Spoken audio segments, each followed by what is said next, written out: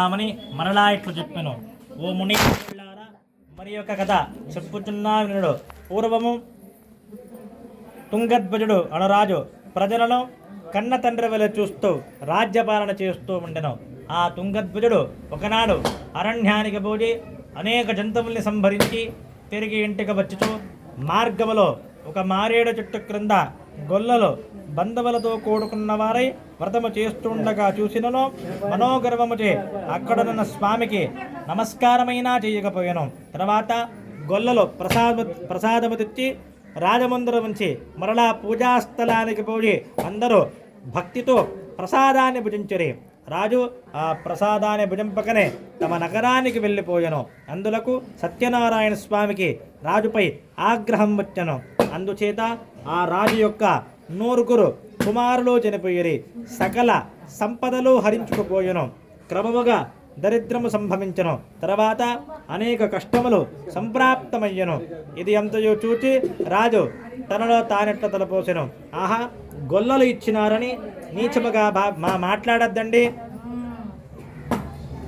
ఆహా, గొల్లలు ఇచ్చినారని నీచముగా భావించి స్వామి ప్రసాదాన్ని భక్షింపక తిరస్కరించి తిని అందుచే సత్యదేవునకు నాపై ఆగ్రహం కలుగడం వలన నాకిట్టి స్థితి కలిగినది అని ఆలోచించుకుని వెంటనే ఆ గొల్లల చెంతుకు వెళ్ళి భక్తి శ్రద్ధలతో సత్యనారాయణ స్వామి వ్రతాన్ని ఆచరించెను.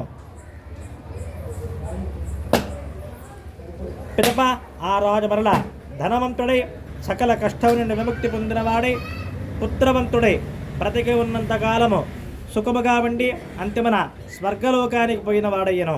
మహాప్రభావమైన వ్రతాన్ని భక్తి శ్రద్ధలతో ఎవరు ఆచరిస్తారో, ఎవరు ఈ కథను భక్తితో వింటారో వారు ధనవంతులగురు. బంధనము పొందినవాడు విముక్తిని పొందును. భయగ్రస్తునకు భయము తొలగును. సకల అభీష్టములను పొందిన వారై అంతిమన స్వర్గలోక ప్రాప్తి పొందుతారు. కావున సత్యనారాయణ వ్రతము ఆచరించిన మానవుడు సర్వ విధములకు దుఃఖముల నుండి విడవబడను.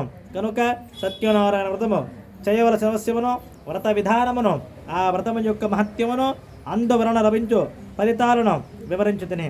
కలియుగమున సత్యనారాయణ స్వామి వ్రతము ప్రత్యక్ష ఫలప్రదమైనది.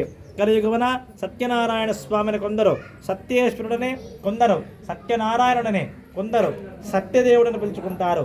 సనాతనుడైన హరి అనేక అవతారములు రూపములో పొంది భక్తులను కాపాడుచు వారి కోరికలు తీరుస్తూ ఉన్నారు. వ్రతము చేయడానికి శక్తి లేకున్నచో ఎవరైనా ఈ వ్రతము చేస్తూ ఉండగా చూసినను భక్తి శ్రద్ధలతో కథ వినినను సత్యదేవుని అనుగ్రహం వలన సకల కష్టములు తొలగిపోవును, సకల సంపదలు కలుగును. ఇది శ్రీ స్కాందపురాణే రేవాఖండే సత్యనారాయణ వ్రతకథాయాం పంచమోధ్యాయ సమాప్తః. నమో నారాయణే నమః.